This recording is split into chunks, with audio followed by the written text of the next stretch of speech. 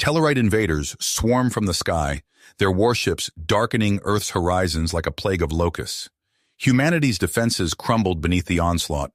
Governments fell, armies scattered.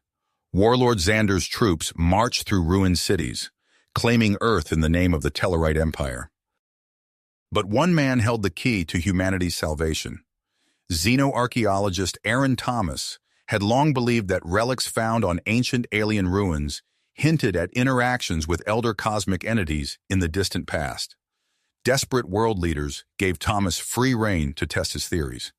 He gathered arcane components and eldritch texts from hidden corners of the globe, racing against time and Tellarite kill teams. In a subterranean chamber, Thomas prepared the summoning ritual. His friend Malcolm Erickson volunteered as the blood sacrifice, giving his life to complete the incantation. Reality tore open. Shub-Niggurath, an unfathomable being from a pantheon beyond mortal comprehension, crossed the threshold into our world. The entity agreed to destroy the Tellarite invaders. Hordes of its unnatural spawn poured forth, cosmic demons against which the aliens had no defense. On the flagship above, Warlord Xander watched the slaughter of his troops with growing dread. This invasion had been a terrible mistake. He had led his species to ruin. The humans had unlocked powers not meant for mortal minds. Xander saw only one path to save the Tellarite species from annihilation. He must do the unthinkable. The Tellarites would surrender unconditionally to the human race. Let humanity bear the burden of the pact they had made with those beyond. The war was over, and a strange new era was about to begin. In the days following the Tellarite surrender, an uneasy silence settled over Earth's battle-scarred cities. The eldritch abominations conjured by Dr. Thomas had vanished as suddenly as they appeared, leaving only the twisted corpses of Tellarite soldiers as evidence of their passing. But as the world's shell-shocked leaders gathered to discuss the aftermath, a grim-faced Thomas strode into the council chamber. He slammed a dossier onto the table, his voice trembling with impossibly strong urgency. "We have made a terrible mistake," Thomas declared. "These entities we bargained with, they are not our saviors. They are incomprehensible beings from dimensions beyond our understanding, with agendas we cannot begin to fathom." He projected images of grotesquely mutilated bodies and impossible geometric patterns seared into the earth around the ritual site. Already, their very presence is beginning to warp the fabric of our reality. If we do not find a way to banish them back to their realms, I fear we may have doomed our world to a fate worse than any Tellarite invasion. General Petrov stepped forward, his bearing as rigid as the metals gleaming on his chest. "On the contrary, Doctor, these powers are the key to ensuring humanity's ascension to galactic dominance. We must harness them, weaponize them, before our enemies can do the same." He outlined his vision for the Eldritch Defense Initiative, a global organization that would bend the cosmic entity's might to humanity's will. But his words were cut short by the arrival of Magnus Eriksson, the billionaire philanthropist whose vast wealth had been instrumental in rebuilding Earth's shattered defenses. "Madness," Eriksson shouted. "Have you learned nothing from the Tellarites' folly? We are meddling with forces we cannot control.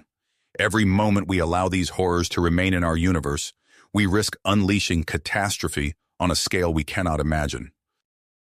As the debate raged on, a ashen-faced aide burst into the chamber. "Sirs, urgent news from our deep space monitoring network. A new Tellarite battle fleet has just entered the solar system, and they are accompanied by vessels of unknown configuration, emitting energy signatures that defy all known physics." The room fell silent as the implications sank in. The Tellarites had returned, armed with eldritch weapons of their own, and backed by the might of Zovax's apocalyptic cult. The fragile peace that Thomas's sacrifice had bought now seemed destined to be short-lived. Eriksson met Thomas's gaze, a look of unyielding commitment passing between them. There would be time for recriminations later. If there was any hope of preventing the unthinkable, Earth needed to stand together now more than ever. The industrialist turned to face the gathered leaders, his voice heavy with the weight of the impossible task before them. "We need allies," he said simply. "Allies beyond our world, beyond even our galaxy. and we must pray they will be willing to help us undo the terrible mistake we have made. As the Prometheus hurtled through the void of space, its crew could only watch in horror as the eldritch energy wave consumed the Earth City on their view screens. The twisted forms of the once human abominations swarmed through the streets, their grotesque appendages lashing out at the fleeing survivors. "God help them," Dr. Chen whispered, her knuckles tightening as she gripped the console. Erickson shook his head grimly. "We have to stay focused on our mission. It's the only hope Earth has now." The journey to the Galactic Council headquarters passed in a blur of tense silence and frantic calculations as the team raced to find a solution to the unfolding catastrophe. But as they disembarked onto the gleaming concourse of the council chamber, they were met with a wall of hostile stares and accusatory whispers. "This is all your fault," hissed the Arcturian delegate, his crystalline eyes flashing with anger. "Your reckless pact with those things has endangered us all." Dr. Thomas stepped forward, his voice steady despite the weight of the accusations. "We were desperate. We didn't understand the forces we were dealing with. But we're here now to find a way to make this right." As the heated debate raged on, Novak slipped away from the main chamber, his instincts telling him that something was amiss. He prowled the shadowed corridors of the council building, his augmented senses scanning for any sign of trouble. And then he saw them, a pair of Tellarite warriors, their armor emblazoned with the sigil of Warlord Xander, emerging from a hidden doorway. Novak tailed them through the labyrinthine halls, his heart pounding as he strained to catch snippets of their hushed conversation. And what he heard chilled him to the bone. "Xander's made a deal with the Syrians," one of the warriors muttered. "They're going to help us access the entity's power in exchange for a seat on the council." "And what about the humans?" the other asked. The first Tellarite chuckled darkly. "They're a small price to pay for the might of the cosmos itself." Novak knew he had to warn the others, but as he turned to retrace his steps, he found himself face to face with the towering form of Ambassador Zara. "I know what you've heard," she said softly, her voice echoing with an ageless wisdom. "And I fear you are right. The council is fractured, and there are those who would seek to exploit this crisis for their own gain." She led Novak back to the main chamber, where Erickson and the others were deep in heated negotiations with the Arcturian and Syrian delegates. "We have to find a way to contain the entities," Dr. Thomas was saying, his brow furrowed with desperation. "If we can't send them back to their own dimensions, then we have to find a way to limit their influence on our reality." Ambassador Zara stepped forward, her presence commanding the attention of the entire chamber. "There may be a way," she said, her voice ringing with quiet authority. "My people have long studied the nature of these cosmic beings. We believe that they can be contained, but it will require a united effort from all of us." She turned to face the assembled delegates, her gaze unflinching. "We must put aside our differences and work together if we are to have any hope of survival. The future of the stars depends on it." But even as the council members began to murmur in tentative agreement, a sudden tremor rocked the chamber. The view screens flickered to life, revealing a scene of unimaginable horror. The shockwave of eldritch energy from Earth had reached the council headquarters, and now the very fabric of space and time was beginning to unravel. "We're too late," Dr. Chen breathed, her face pale with terror. Ambassador Zara shook her head, a fierce perseverance burning in her eyes. "No," she said, her voice unwavering. "There is still a chance, but we must act now." As the council chamber erupted into chaos, Erickson and his team exchanged a look of grim dedication. They had started this crisis, and now it was up to them to find a way to end it. The fate of Earth, and perhaps the entire galaxy, rested on their shoulders. Erickson's fist slammed onto the council table, silencing the cacophony of alien voices. "Enough!" he roared, his eyes blazing with desperation. "We don't have time for debate. Earth is dying, and soon the rest of the galaxy will follow." He locked eyes with Ambassador Zara, who gave an almost imperceptible nod. Erickson took a deep breath, steeling himself for what came next. "I have a direct line to Shub-Niggurath," he announced, his voice carrying an edge of madness. "If this council doesn't act now, I'll unleash its full power across every star system represented here." A hush fell over the chamber, broken only by the sound of Dr. Thomas's sharp intake of breath. The Arcturian delegate's crystalline form pulsed with agitation. "You wouldn't dare!" he hissed. Erickson's laugh was hollow. "After what we've seen, what we've done, try me." For a moment, the fate of galaxies hung in the balance. Then slowly, heads began to nod. Within hours, a coalition was formed. Ships from a dozen alien races converged on Earth, their weapons primed for eldritch warfare. As the fleet assembled, a group of robed figures strode onto the bridge of Ericsson's command ship. The Kostritzin warriors, led by their high priestess Selena, regarded the humans with ancient eyes. "We have foreseen this day," Selena intoned. "The stars align. We will lend our power to your cause." But even as hope flickered to life, it was snuffed out. The view screens erupted with images of carnage as Xander's forces struck. Writhing tentacles of impossible geometries tore through Allied ships, reducing them to cosmic dust. "It's Ithogtha," Dr. Thomas whispered, his face ashen. "They've bound it to their will." Erickson watched helplessly as the coalition's strength crumbled. He turned to Selena, his eyes wild. "We need to go through," he said. "To their realm. It's the only way." The High Priestess nodded gravely. "We will guide you, but the cost will be great." Reality tore open before them, a swirling vortex of madness. Erickson, Thomas, and the surviving team plunged in alongside the Kostritzin mystics. As they tumbled through impossible geometries, Dr. Chen's scream cut off abruptly. She simply ceased to be. They landed hard on a surface that defied description, surrounded by vistas that shattered sanity. Thomas vomited, his knees going weak. Erickson forced himself to his feet, fighting waves of nausea. "We have to keep moving," he croaked. They trudged on through landscapes of fractal horror and beauty, losing more of their number with each step. By the time they reached the presence of Shub-Niggurath, only Erickson, Thomas, and Selena remained. The entity's vastness dwarfed comprehension. Erickson's words felt small and meaningless, but he spoke them anyway. He pleaded Earth's case, appealing to the cosmic pact that had been struck. For an eternity, there was silence. Then reality convulsed. They snapped back to normal space, emerging into the aftermath of apocalyptic battle. The Tellarite fleet hung in ruins.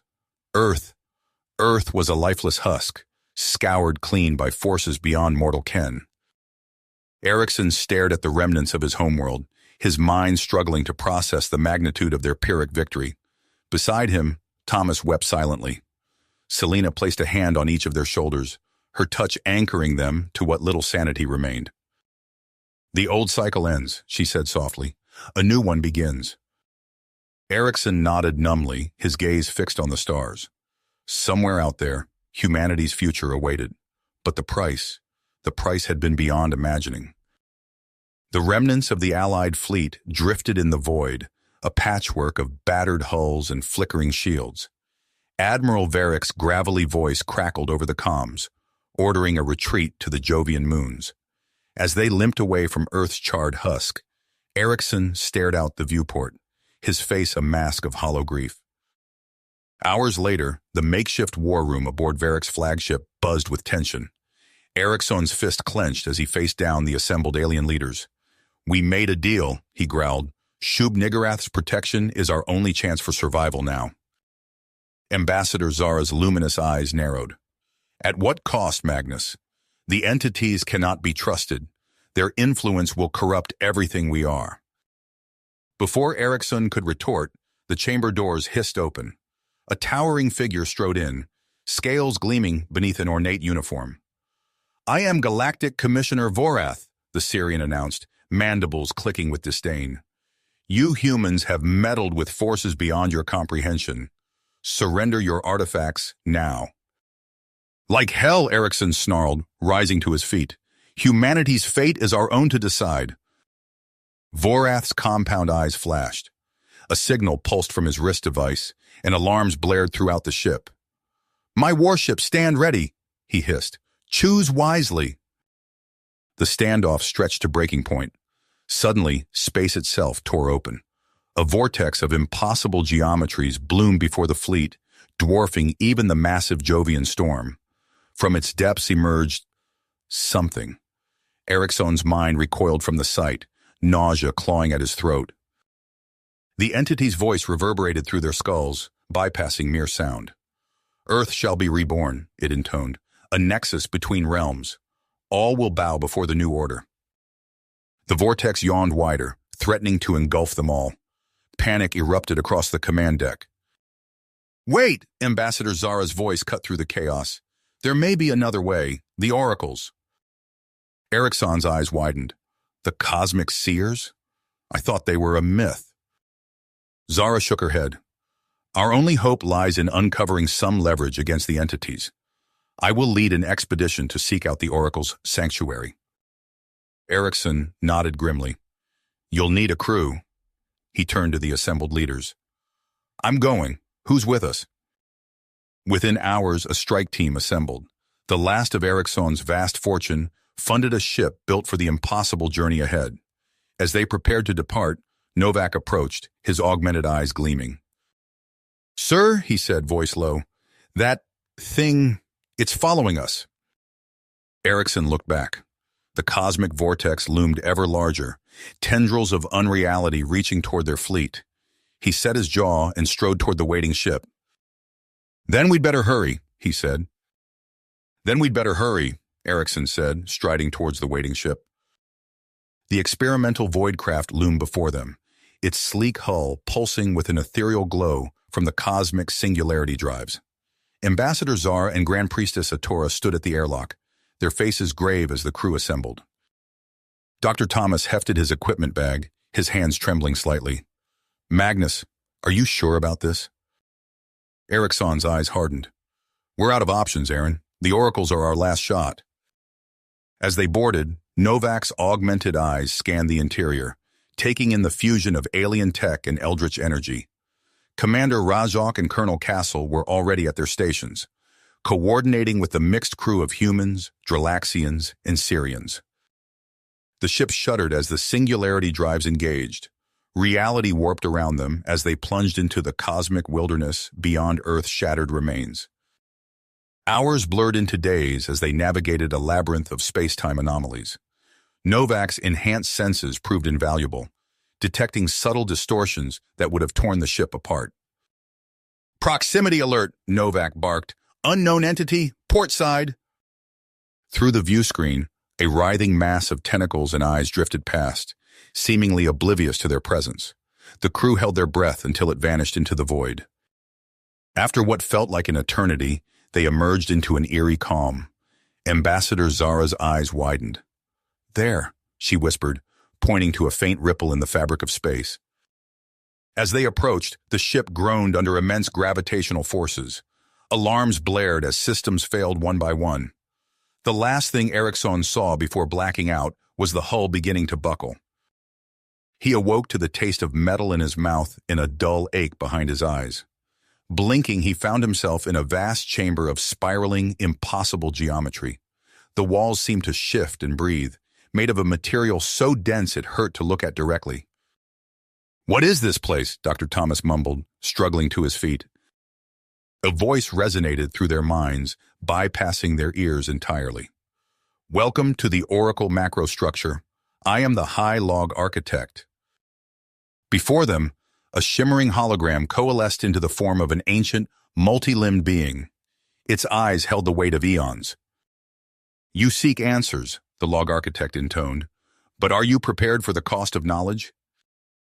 Without warning, the air around them fragmented into shards of memory. Ericsson's mind reeled as visions assaulted him, glimpses of a long-dead civilization's rise and cataclysmic fall. He saw their first steps into mapping dimensional layers, their seduction by cosmic power, and their final horrifying devolution into madness. When the visions faded, Commander Rajok lay curled in a fetal position, eyes blank and unseeing. Colonel Castle vomited, his hardened exterior cracked by what he'd witnessed. Novak stood rigid, augmented eyes flickering as he processed the flood of information. The Log Architect's voice cut through their stunned silence. "Humanity stands at the same crossroads. Your meddling with extra-dimensional entities beckons the same corruption that doomed our creators. Erickson forced himself to focus through the haze of cosmic revelations. Then help us, he pleaded. Give us something we can use against the outer gods. The AI's form flickered. We cannot intervene directly. But there is one hope, slim though it may be. You must seek out the first renegade. What is that? Dr. Thomas asked, his scientific curiosity overriding his fear. An entity so dangerous, our creators sundered reality itself to imprison it, the log architect replied. It may be your only leverage against the cosmic forces you've awakened. As the crew struggled to process this information, the log architect's form expanded, enveloping them in a cocoon of light. I will transport you to the quarantine realm, but be warned, the horrors you've faced thus far are but a shadow of what awaits. Reality twisted around them once more. As the Oracle macrostructure faded from view, Erickson steeled himself for whatever impossible challenges lay ahead. The fate of existence itself now rested on their ability to navigate the perilous path before them. Reality twisted and warped around them as the log architect's final words echoed in their minds. The Oracle macrostructure dissolved into a kaleidoscope of impossible geometries, and for a moment, Erickson felt his consciousness fragment across 1,000 parallel dimensions. They materialized in a cosmic graveyard. The Voidcraft's sensors screamed as they registered the shattered husks of countless ships strewn across the desolate landscape. Novak's augmented eyes widened as he took in the scene. My God, he whispered, it's a killing field. Dr. Thomas hunched over a console, his face pale. These energy readings, they're off the charts. Whatever did this, it's beyond anything we've encountered. A psychic assault slammed into them without warning. Erickson staggered, gripping the command chair as waves of alien malevolence battered his mind. Around him, the crew cried out in pain. Shields, he barked. Get our defenses up! But it was Ambassador Zara who acted first. Her luminous eyes blazed with inner fire as she raised her hands. Grand Priestess, she called, we must anchor the rites, now! Atora nodded grimly. The Kostritzin warrior stepped forward, her robes swirling with eldritch energies.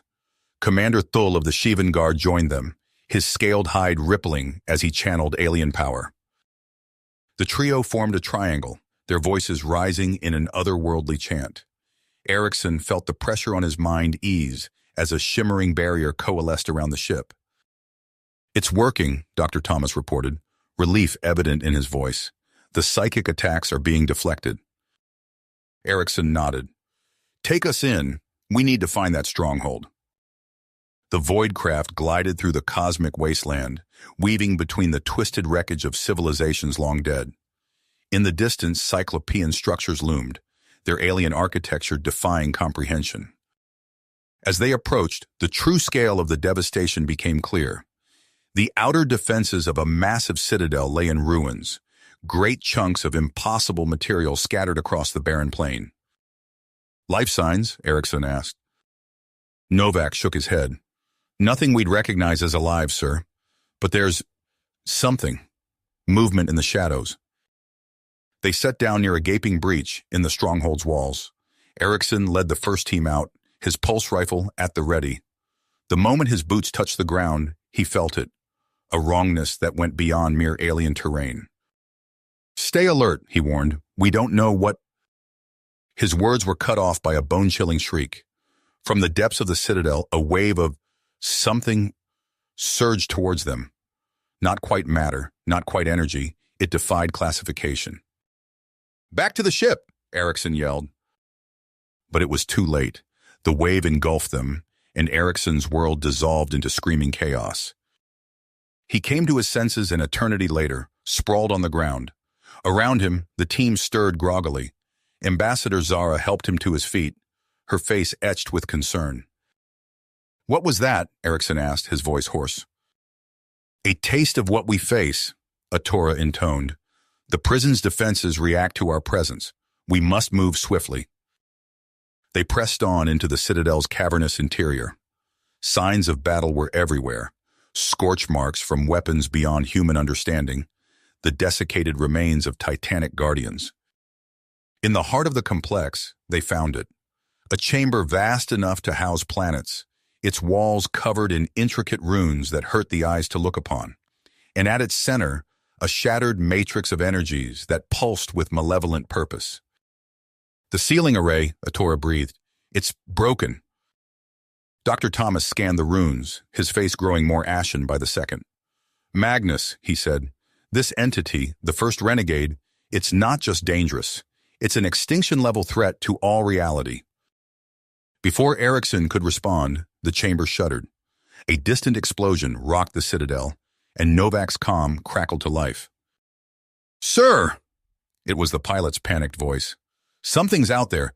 It just destroyed the Dralaxian cruiser and... The transmission cut off in a burst of static. Erickson's blood ran cold as he realized the true gravity of their situation.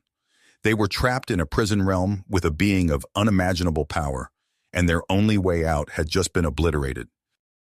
Options, he barked. Now! As the team debated their next move, Colonel Castle's voice came over the comms, tense and urgent. Sir, we've got hostiles incoming. My Marines are engaged, but we need backup. Lieutenant Valdez is down, some kind of psychic attack. Ericsson's mind raced. They needed leverage against Shub-Niggurath, but at what cost? The visions from the oracles flashed through his memory, a stark warning of the dangers they faced. We need to link with Valdez, he decided. Maybe she saw something we can use. As Atora prepared the ritual, Erickson steeled himself for what was to come. Whatever horrors awaited in the lieutenant's mind, he knew they were only the beginning of the challenges that lay ahead. As Erickson pondered their next move, a faint signal pierced through the psychic interference. Sir, Novak called, his augmented eyes flickering. I'm picking up a transmission. It's unusual. Dr. Thomas rushed to the console, fingers flying over the controls. It's encrypted, but the signature matches records from the cosmic cartographer cult we've been tracking. Ericsson's pulse quickened. Can you pinpoint the source? Affirmative, Novak replied. It's coming from a nearby sector of space. Coordinates locked. With renewed purpose, the team fought their way back to the Voidcraft. As they escaped the prison realm, Erickson couldn't shake the feeling that they'd narrowly avoided a catastrophe beyond imagining. Days later, they approached a massive structure drifting in the void. Its architecture defied conventional physics, twisting in ways that made the mind reel. We're being hailed, Commander Rajak reported. A holographic figure materialized on the bridge, a robed woman with eyes that seemed to see through multiple dimensions at once. I am Lyriel, navigator of the Drift Arcanists, she intoned. We've been expecting you. Ambassador Zara stepped forward. We seek your aid in charting safe passages through the realms of cosmic entities. Lyriel's lips curved in a knowing smile. Such knowledge comes at a steep price, Ambassador. As negotiations unfolded, Colonel Castle pulled Erickson aside. Sir, we've got a problem. Intelligence reports a new player on the field, a warlord named Krellick. He's been hitting outer colonies, taking the exact materials these Arcanists want. Erickson's lips pursed. Of course, nothing's ever simple. He turned to Zara. We need to pool our resources, your Andromeda Consortium, our remaining forces, everything we've got. Zara nodded grimly. Agreed. We strike at Krellick, secure the payment, and gain the Arcanist's aid in one fell swoop. As plans were laid, Dr. Thomas burst onto the bridge, eyes wild with excitement. We've done it, he exclaimed. A way to disrupt the cosmic entity's manifestation without full banishment. It could change everything. Erickson allowed himself a moment of hope. Then let's put it to the test. Prepare for battle. The next weeks were a blur of desperate raids and harrowing encounters. Erickson's strike teams clashed with Krellick's corrupted warbands across shattered worlds.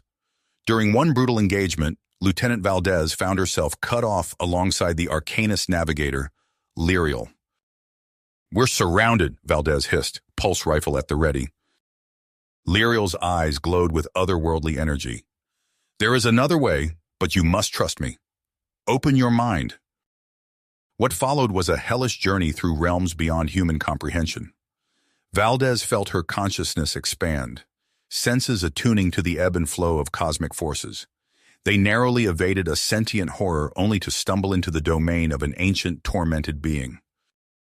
As it reached for them with tendrils of pure thought, Valdez activated the anti-cosmic resonance pulse. Reality itself seemed to scream as they were violently thrust back into normal space. Gasping, Valdez found herself on the bridge of Ericsson's ship, surrounded by concerned faces. In her mind, she held the key, a stable mapped route through the cosmic labyrinth. "We did it," she managed, locking eyes with Ericsson. "We have what we need." With the hard-won payment secured, the Drift Arcanist provided Ambassador Zara with the promised astrological data. As Ericsson studied the intricate star charts, the magnitude of what lay ahead struck him. "Assemble our best," he ordered. "We're going in." The crew began preparations for an unprecedented incursion into the realm of the Old Ones themselves. As the Voidcraft's engines hummed to life, Ericsson gazed out at the star-strewn void. Whatever cosmic horrors awaited them, he knew humanity's fate hung in the balance. The Voidcraft's engines thrummed as it pierced the veil between realities. Ericsson's grip tightened on the command chair, his fist clenched. Around him, the elite strike team braced for the unknown. Dr. Thomas hunched over his console, monitoring the fabric of space-time as it warped and twisted. "Dimensional breach in progress," he reported, his voice tight. "Brace for turbulence." The ship bucked violently as it entered the maelstrom between worlds. Outside the viewports, reality itself seemed to fracture and reassemble in impossible patterns. Lieutenant Valdez's enhanced reflexes were pushed to their limits as she fought to keep the craft stable. "Multiple probability vortices detected," Commander Rajok called out, his scaled fingers dancing across alien controls. "Navigating evasive pattern Delta 7. At the heart of the bridge, the Drift Arcanist Lyriel stood motionless, her eyes glowing with otherworldly energies. "The currents shift," she intoned. "We approach the outer domains." With a final wrenching lurch, the Voidcraft burst through into an alien universe. The crew's collective gasp was audible as they beheld the realm of the Old Ones for the first time. Twisted spires of living flesh spiraled into a sky that pulsed with cancerous colors. The ground itself writhed and reshaped, defying all known laws of physics. In the distance, vast shapes moved with ponderous grace, their forms too alien for human minds to fully comprehend. "Life support holding," Dr. Thomas reported, his face pale. "But these readings, it's like the very air is trying to rewrite our molecular structure." Ericsson's voice crackled over the comms from the secure dimensional rift where he monitored their progress. "Remember the mission. Find the nexus. We need leverage." The team disembarked, cosmic warriors fanning out to secure a perimeter. As they advanced through the nightmare landscape, the terrain itself seemed to react to their presence. Fleshy protrusions erupted from the ground, lashing out with barbed tentacles.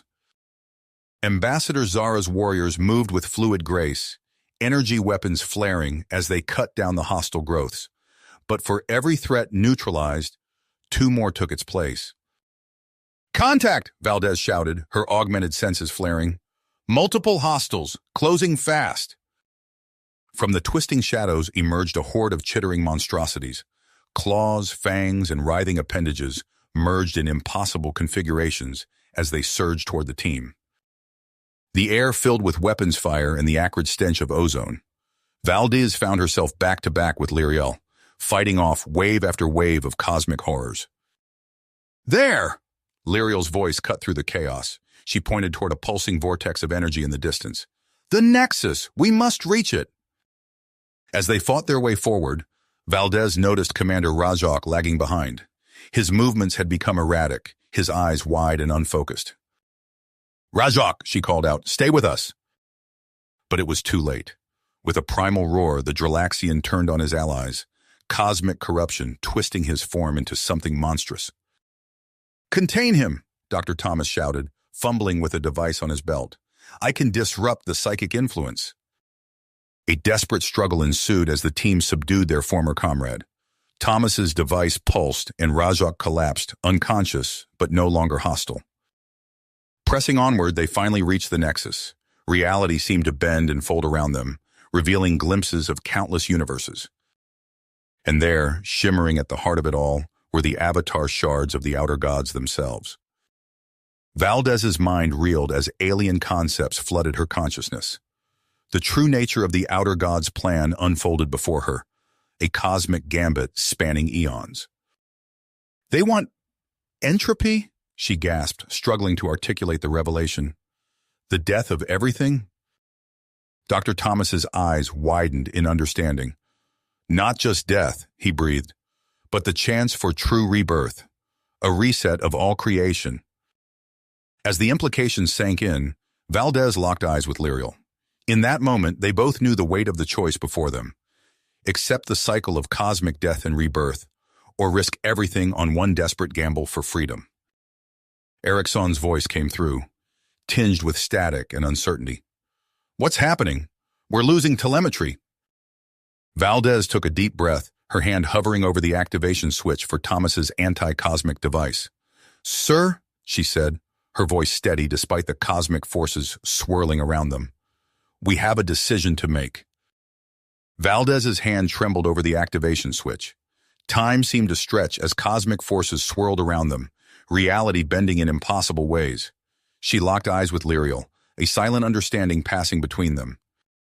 "We have to do this," Valdez said, her voice barely above a whisper. Lyriel nodded, her otherworldly eyes blazing with persistence.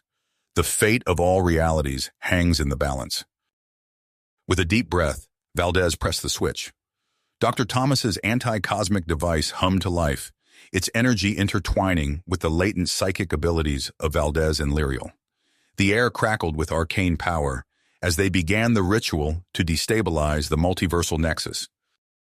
Around them, Ambassador Zara's cosmic warriors engaged in a frantic battle against the encroaching forces of entropy.